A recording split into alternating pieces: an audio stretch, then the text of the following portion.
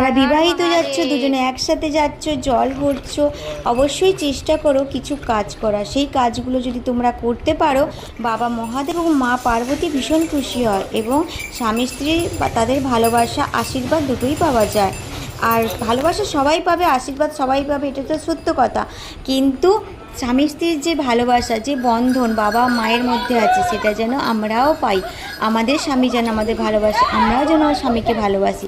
তো কিছু কথা থাকে বা কিছু জিনিস থাকে যেটা আমাদের অজানা থাকে, সেটা জেনে নিতে হয়।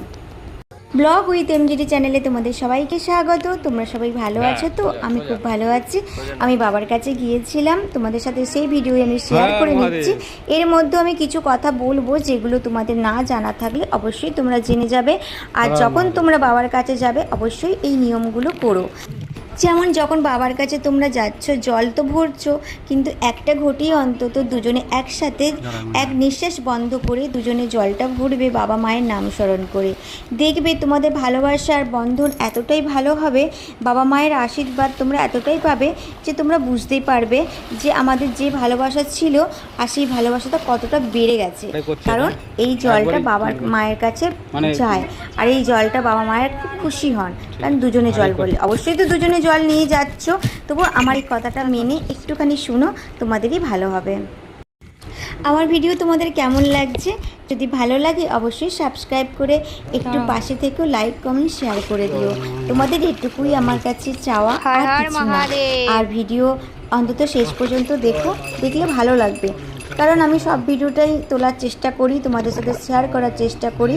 আর তোমাদের যদি একটা লাইক আমাকে ভীষণ খুশি দেয়, আর তোমরা যদি সাবস্ক্রাইব করে আমার পাশে থাকো, ভীষণ ভীষণ আমি খুশি হই।